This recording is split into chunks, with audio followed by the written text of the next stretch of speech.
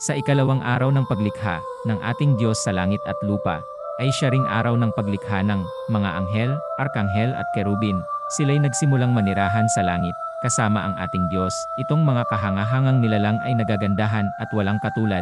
Isa sa mga ito ang sikat na Arkanghel Gabriel at Michael. Pero meron din isang nilalang na tumindig sa lahat, dahil sa kanyang walang katulad na ganda at kaningningan, si Lucifer. Siya ang pinakamataas na likha ng Diyos sa lahat. Pero sa kabila ng lahat ng kanyang katangian at kahusayan, o marahil ito rin ang dahilan, kaya't si Lucifer ay nasakop ng kayabangan, na nagbunga ng pagmamataas, banidad at pagkabanidoso, at kabilang ito sa sikat na 7 mga kasalanang nakamamatay. Ang mapagmataas na si Lucifer ay inihalin tulad niya ang sarili sa Diyos, na perpekto, kaya't nagsimula siyang gumawa ng trono para sa sarili katulad ng ating Panginoon. Gusto rin niyang maging kapantay sa ating Panginoon o mas higit pa.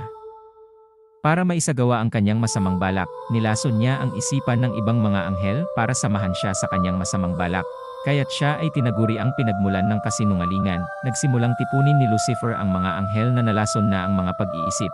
Sila ay nagbabalak na magsimula ng digmaan sa langit, at gustong agawin ang trono ng Panginoon.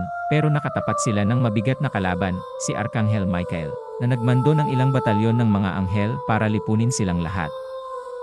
Kabilang dito ang mga anghel na tapat sa ating Panginoon, ang mga nilalang na nalason ang pag-iisip laban sa puwersa ni Arkanghel Michael.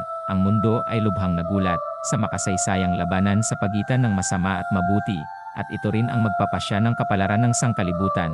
Ang mga mabubuting anghel kasama si Arkanghel Michael nagsimula ng lupigin ang mga nag-aklas na mga nilalang, at isa-isa silang tinalo at nilupig, kaya't gumawa na ng paraan si Lucifer.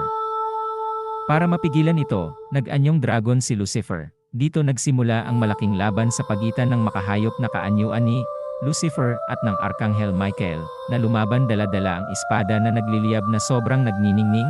Sa kabila ng lakas at kapangyarihan ni Lucifer, hindi niya kayang tapatan si Arkanghel Michael, sa kadahilanang nasa panig niya ang ating Panginoon na hari ng lahat, si Lucifer, at ang mga masasamang anghel ay tinapon palabas sa kaharian ng langit at nahulog sa pinakailalim na bahagi ng mundo, malayo sa ating Panginoon.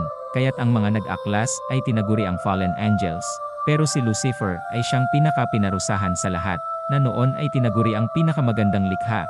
Sa lahat ng mga anghel ay naging kahindik-hindik na si Satanas, si Lucifer, at ang mga fallen angels ay itinapon sa impyerno bilang kaparusahan. At kahit na natalo na si Satanas, siya ay nagbabalak pa rin na mag-aklas ulit sa ating Panginoon at sa lahat ng bagay na likha ng ating Diyos.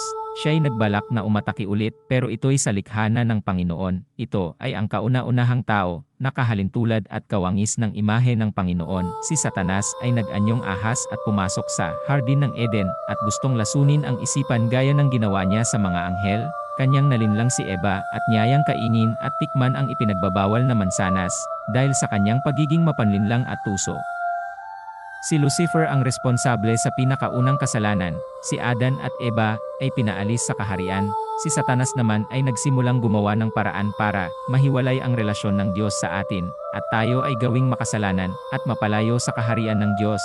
Si Lucifer at ang mga demonyo ay gustong sirain at wasakin ang mga likha ng Panginoon, at iyon ay ang sangkatauhan, tayong lahat.